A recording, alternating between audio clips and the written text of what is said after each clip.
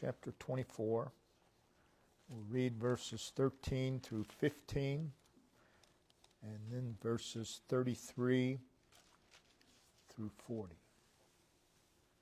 Luke 24, verse 13 through 15. And behold, two of them went that same day to a village called Emmaus, which was from Jerusalem about 80 furlongs, about 7.5 miles. And they talked together of all these things which had happened. And it came to pass that while they communed together and reasoned, Jesus himself drew near and went with them. And then in verses 33 through verse 40. And they rose up the same hour and returned to Jerusalem. These are the two we've just read about. And found the 11 gathered together, and them that were with them, saying, The Lord is risen indeed, and hath appeared to Simon. And they told what things were done in the way, and how he was known of them in breaking of bread. And as they thus spake, Jesus himself stood in the midst of them, and saith unto them, Peace be unto you. But they were terrified and affrighted, and supposed that they had seen a spirit. And he said unto them, Why are you troubled? Why do thoughts arise in your hearts? Behold my hands and my feet, that it is I myself. Handle me and see, for a spirit hath not flesh and bones, as ye see me have. And when he had thus spoken, he showed them his hands and his feet. And what we have read are parts of two separate yet connected post-resurrection events. They occurred, verse 1, on the first day of the week, Sunday, the very day of Christ's resurrection. The one event is the first event that we read is only recorded by Luke, and it took place on a road to Emmaus. It involved two disciples. The other event is also recorded by John, and it took place in Jerusalem, in a building, and involved the apostles. Though verse 36, the two disciples from the Emmaus road were there as well. So on both occasions, Jesus makes an appearance. We read in verse 15, Jesus himself drew near. Notice it's not Jesus drew near. That would be grammatically correct. But it is Jesus himself drew near. That's emphasis. What makes King James so wonderful. Verse 36. Jesus himself stood in the midst of them. And on both occasions, Jesus did something in relation to those who were involved. Verse 15 again, Jesus himself drew near and went with them. That's what he did. He went with them.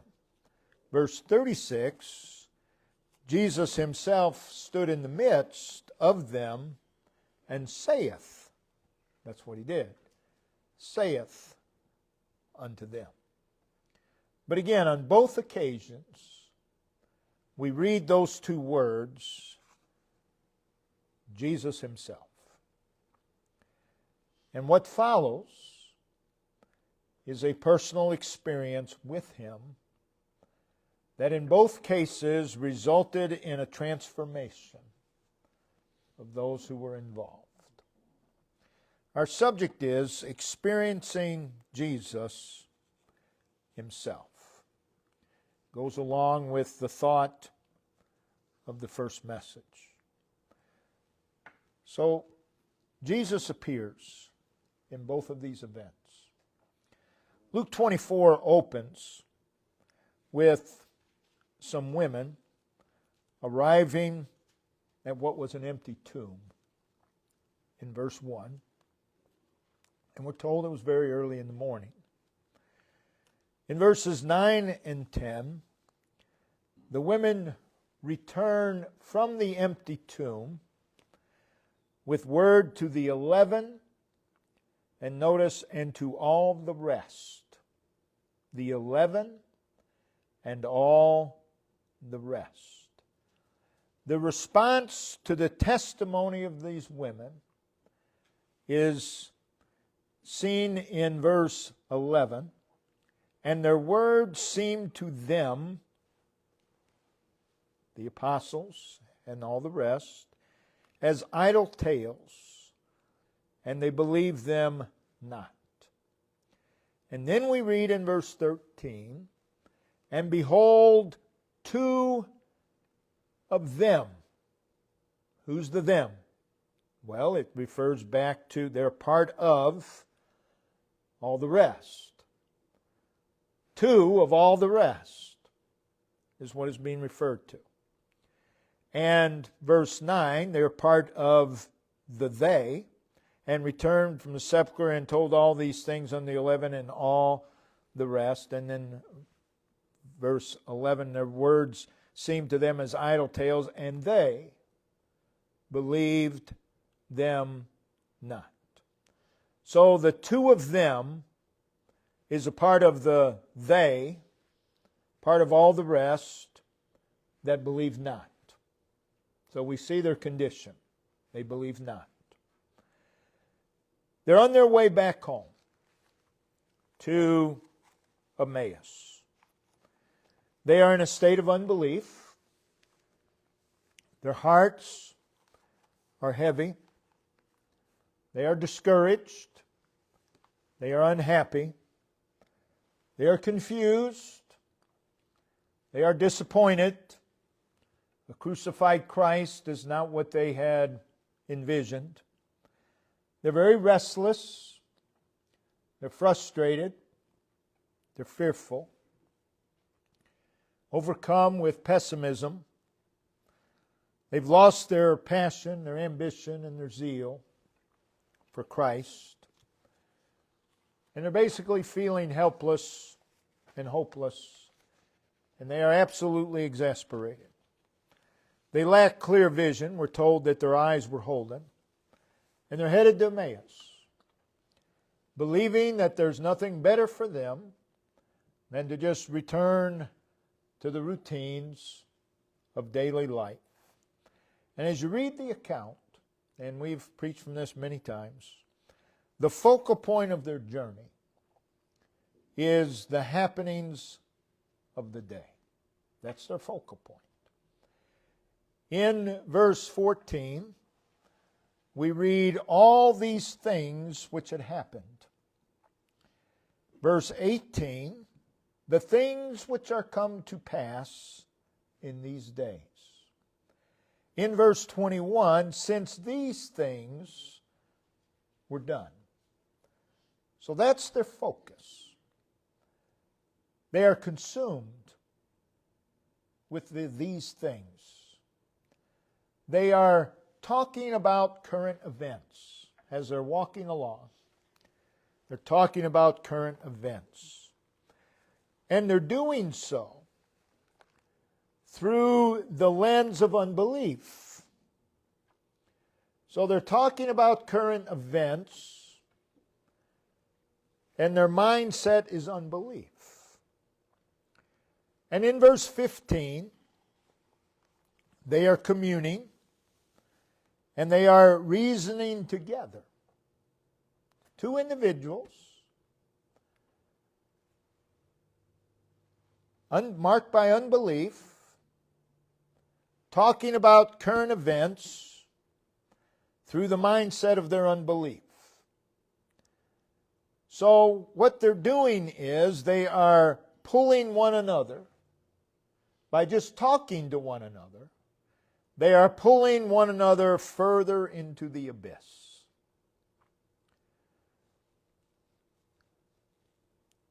It's dangerous sometimes to talk to people. If two people are having a conversation and they're marked by unbelief, they're not helping one another. They're not helping one another. So there they are, communing and reasoning together. Our reasoning is skewed if it's marked by unbelief. So they're communing and reasoning together, and it's skewed. So they're pulling one another further into the abyss. They are consumed in the all things which had happened. And they're looking for answers in their own human reasoning,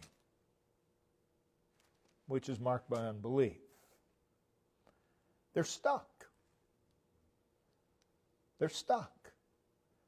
They're stuck in the perception of their own belief.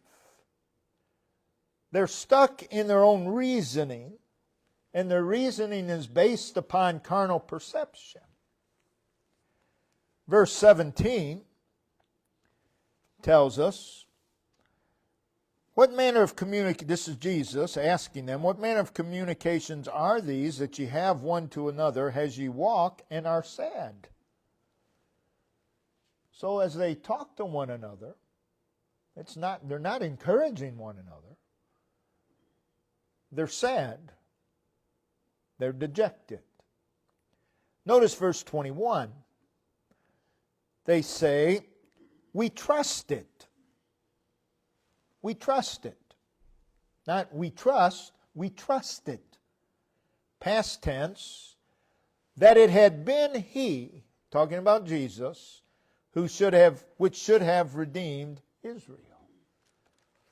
So, they're marked by unbelief, they're sad, and now we see they're marked by defeat as well. We trusted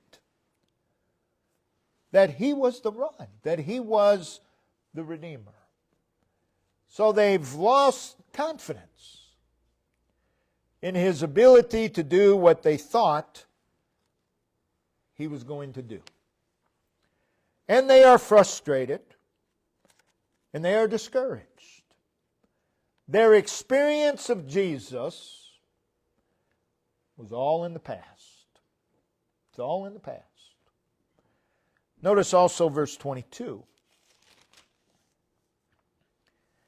Yea, and certain women also of our company, these are the women that went to the tomb, made us astonished, which were early at the sepulchre.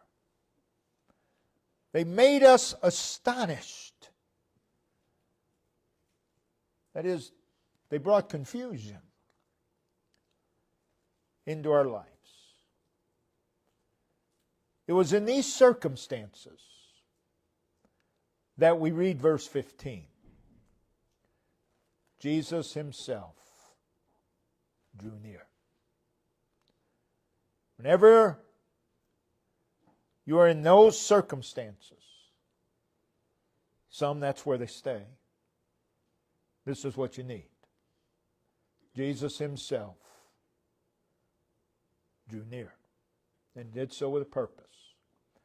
In the second event, the apostles have gathered. Now think about the apostles. They had left everything to follow Christ. Their hearts had burned with passion and fervency for Christ. Their lives had been marked by an eagerness and a zeal and a compulsion for Christ. But the Christ that they so revered and loved and followed had been put to death. A cruel death of the most degrading kind. And the tomb where he was laid was empty. The events of the last 3 days had left them filled with unbelief and worry and fear. And no doubt they're tired. They too are frustrated. And I'm sure in their conversations with one another, they're not helping one another. They're discouraged. They're confused. They're disappointed. They're restless. Sense of hopelessness has come upon them. There is no joy. Very dispirited. And there they are. Their hopes have been shattered. Their enthusiasm is gone. Their passion, their fervor, their ambition, their zeal for Christ has fizzled away. Their assurance and their confidence are gone. And a living Christ is not a present reality to them. To continue in this condition, they will become useless. If they continue there, they will become useless. So they're in desperate need. They need a restoration. They need a recovery of their passion, of their fervor, of their ambition, of their zeal that they once had for Christ. They need to be raised. They need to be awakened. They need to be aroused and stirred. They need to be refreshed. It was in these circumstances in need that verse 36, while the two from Emmaus were speaking to them of their own personal experience of a risen Christ, that we read those words, Jesus Himself stood in the midst of them. That's the second time we read those words now, Jesus Himself. Not just Jesus, Jesus Himself. So you have these two events. Jesus appears. Now, let's notice what He did. In the first event, Jesus Himself drew near. He drew near and went with them. He did so with the purpose of revealing Himself to them. That's why Jesus drew near on this occasion. That's why He went with them.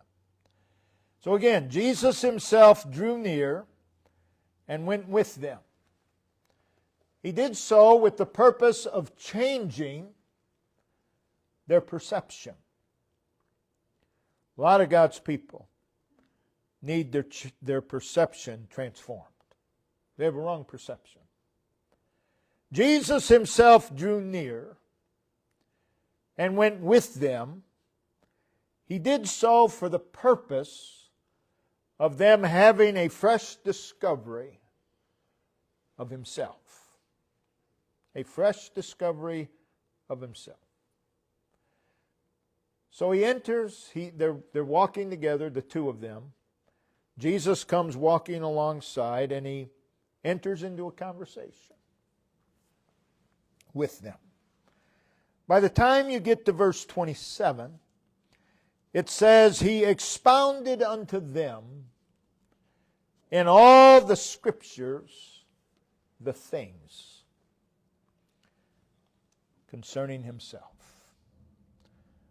Again, we've already pointed out, they were consumed with the things that had happened. They were consumed with the events of the day. Jesus opens the Scriptures, or expounded the Scriptures to them, the things concerning Himself. So what's He doing? Well, He's presenting to them different things. He's taking their mind from the things which had happened and the things which are come to pass, and He's giving them new things to focus upon. He's giving them a new lens in which to view the things which had happened, a new lens in which to view the things which are come to pass. So Jesus Himself drew near, went with them, and He draws their attention away from the things that they had been talking about to the things concerning Himself. All the need for God's people to be drawn from the things which had happened to the things concerning Himself. And as they listened intently, He declared, He described, He communicated the things concerning Himself. As He did so, verse 32, and they said one to another, did not our hearts burn within us while He talked with us by the way, and while He opened to us the Scriptures? So as He spoke to them concerning Himself, their hearts began to be consumed with Him rather than the other things. And they began to experience deep feelings and longings in their soul for Him. And in verse 29, they get to their place of residence, and it says they constrained Him, saying, abide with us. We don't want you to leave. Come in and stay with us a while. They want to be with Him. Verse 30, they spend some alone time with Christ. And it came to pass, as He sat at meat with them, He took bread and blessed it, and brake and gave to them. And when that happened, their eyes were opened, and they knew Him. And He vanished out of their sight.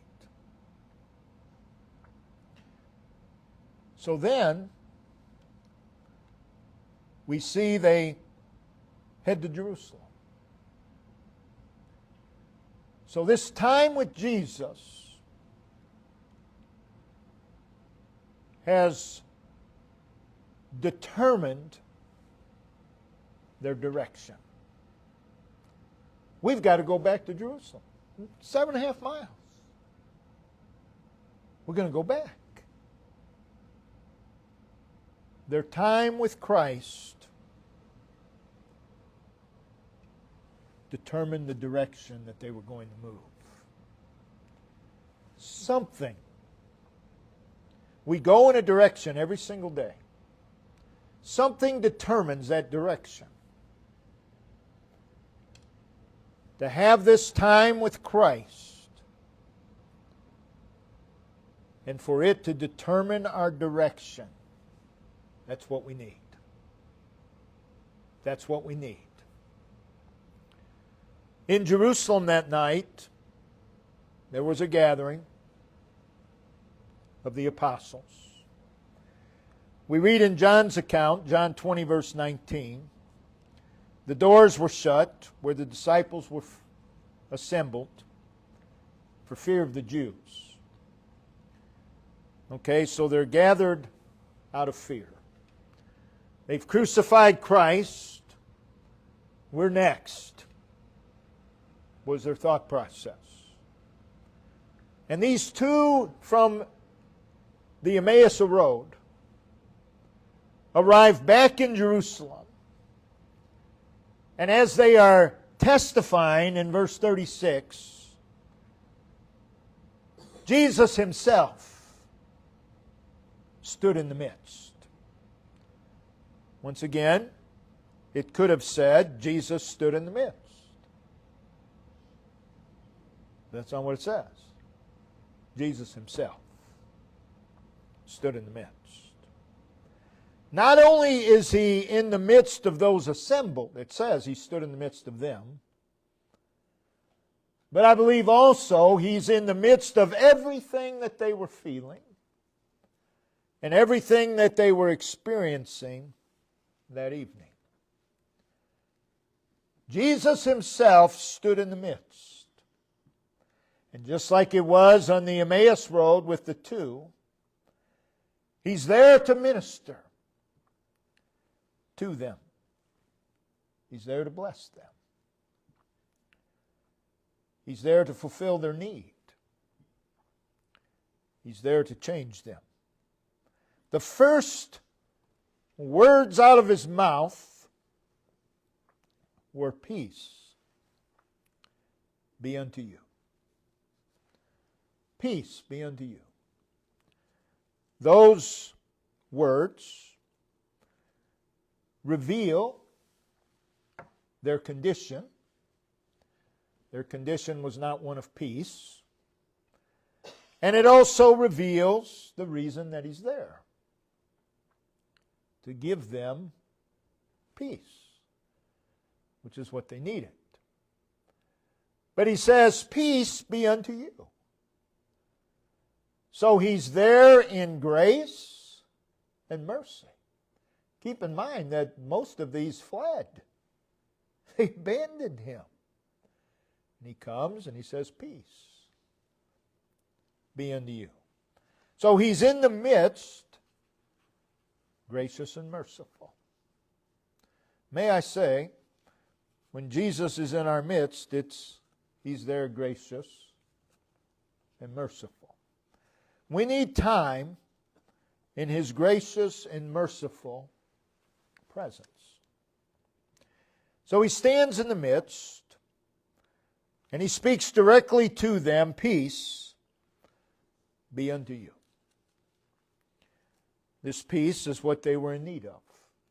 They're there out of fear. He's there for them, and He's there for their need.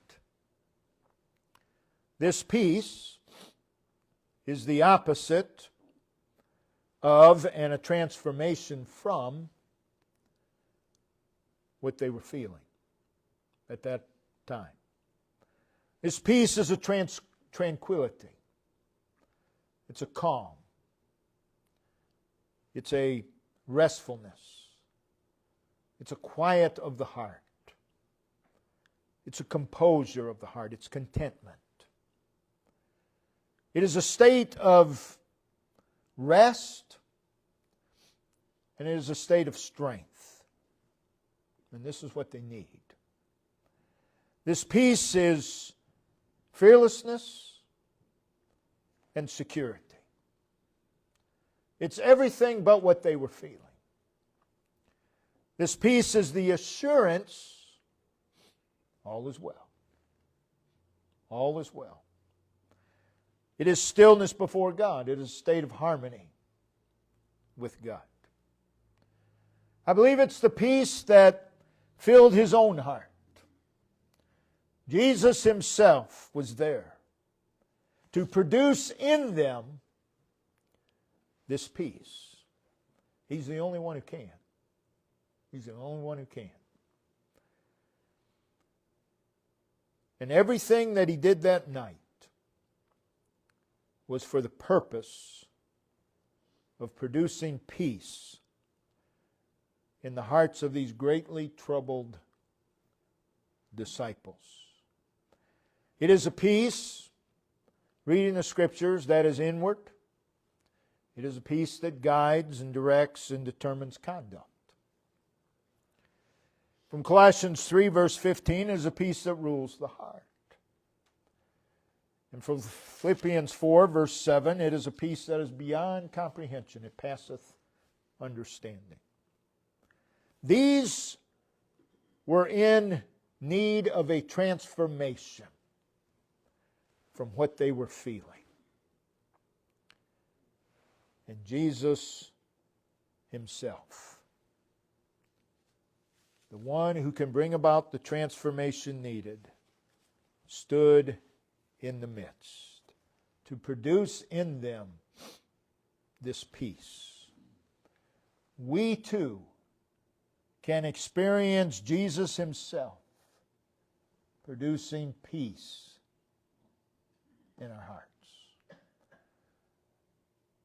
Many, many, many of God's people live their lives in turmoil, day after day.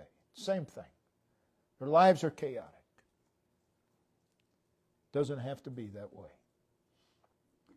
The only one who can give peace is Jesus Himself. So let's notice what He does. He addresses their weakness and their infirmity. As a result of Him standing in their midst and speaking, we read in verse 37, but they were terrified. They were terrified. That is, they were frozen and paralyzed with fear. They're there out of fear, and now they're terrified. Their fear has gone to another level. And they are frightened. That means they're bewildered. They're confounded. They don't know what to do. The reason for their terror and fright, notice what it says, verse 37, and supposed. Underline it, circle it, put stars all around it, and supposed. That's the root of their terror. They supposed that they had seen a spirit. They thought he was a ghost. They made a supposition that was not so. And it had an impact upon them. They were terrified and frightened. Their supposition was erroneous, but it was their reality. Their supposition became their reality. And many times, once a person supposes something, you can present to them all the facts you want. Don't confuse me with the facts. I suppose. And it becomes a reality. This is where they were. That's very dangerous. When you get there, you're well on your way to becoming useless in the service of the Lord. Jesus, seeking to create peace in their hearts, brought them face to face with the reason that they were in the condition that they were in. Notice verse 38. And He said unto them, why are you troubled? Why are you troubled? And why do thoughts arise in your hearts? They supposed, and thoughts arose in their hearts. Now it affects their thought process. But he asks them two questions, both beginning with the word why, which is a word inquiring into the reason. What is the reason of the trouble? What is the reason of your thoughts? This is where Jesus begins with them. What is the reason for your condition? We have to realize, if there's going to be a transformation, we have to come to the realization, we have to be brought to the realization of the real reason. Most of God's people are not interested in the real reason. That might be too painful. Because the real reason lies within self, as it did here. The reason for these thoughts and suppositions, again, lies within themselves. So Jesus asks them this question. Then, the next thing he does, verse 39, behold, my hands and my feet. So they've got this supposition. He calls upon them to focus upon Him. He says, behold, that is, fasten and lock your eyes upon my hands and feet. That's not what it says. My hands and my feet. Once again, grammatically it could read, my hands and feet. But there's emphasis. My hands and my feet. Behold them. Lock your eyes upon them.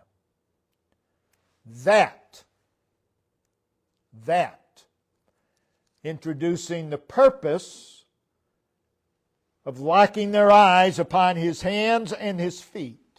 And then notice what he says. That it is I. You could put a period there, but it doesn't.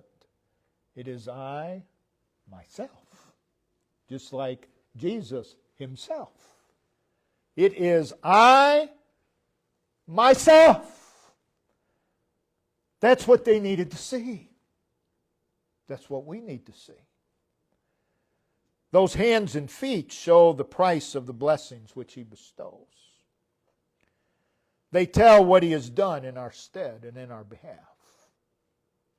Those hands and feet reveal that He has conquered and He has overcome. And those hands and feet would serve as an inspiration to serve Him. The only inspiration you need to serve the Lord is Him. If you're looking for inspiration anywhere else, you're not going to serve Him long anyway. He is the inspiration. That's why we need to meet with Him. He is the inspiration to worship. If He Himself does not inspire one to worship, there's nothing I can do, nothing anyone else can do that's going to inspire. Nothing. It has to be Him. And that's what He's telling them. Then notice, Jesus encourages, so He tells them, lock your eyes upon me. Jesus then encourages them to come into close contact with Him, verse 39. Handle. Touch. Touch. Now they could be on the other side of the room and behold. But to handle and touch, they got to get closer. So what's He doing? He's inviting them to come near. Come closer. Come close enough where you can touch me. And notice what it says, handle me and see. The see there means simply to be convinced. They could already see. They've already been told to look. Touch me and be convinced be convinced of what? It is I myself. It is I myself. You need to be convinced. That's the problem today. So many are trying to serve the Lord and they're not really convinced of who it is they're serving. They need this experience. In order to have peace, they must move beyond their supposition. Their supposition was, it's a spirit, it's a ghost. He says, look at me. Look at me. Now touch me. Move beyond your supposition. That has to be done. Well, how do I do that? I've imagined things in my heart and in my mind. How do I move beyond that? You move closer to Christ. You fasten your eyes upon Him. And by touching Him, you're experiencing Him even more. And then notice verse 40. And when He had thus spoken, He showed them His hands and His feet. Again, it's not He showed them His hands and feet. He showed them His hands and His feet. He showed them. Well, they could see them, but He showed them. What does that mean? It means that He gave them a further and more detailed revelation of Himself. How do you get a further and more detailed revelation? You move closer. You move closer. The answer is never moving away from Him. The answer is always moving closer to Him. And notice the results. Luke 24, verse 41. And while they yet believed not, that isn't unbelief, because it goes on to say, yet they believed not for joy. That is, they were so carried away with joy that they could hardly believe their own senses of seeing and feeling. And they wondered. That is, they were filled with amazement and adoration. And John, in his account, John 20, verse 20 says, then were the disciples glad when they saw the Lord. Notice how they perceived Him, Lord. Lord. They have moved from the supposition of Him being a spirit to He is Lord. Then there was a feeling and a receiving of His power. Notice in John 20, verse 22. And when he had said this, He breathed on them. He breathed on them. And saith unto them, receive ye the Holy Ghost. He breathed on them. They could feel that. The very breath of God. He breathed on them. And then they received from Him. That's what we need. That's what we need every day. That's how you get this peace. In these two events, we see His own experiencing Jesus Himself. And this results in a transformed way of living. And we need that every day. Every day. Every day we need that. We need to experience Jesus Himself. That will keep priorities right. You won't struggle with priorities when you spend time with Jesus Himself. that will move you past suppositions. I've known people, you have too, I'm sure, that have robbed themselves of church because they suppose. They've supposed some things. And they take the attitude, don't you even try to confuse me with the facts. This is where I want to live. They become useless. Be careful what you suppose.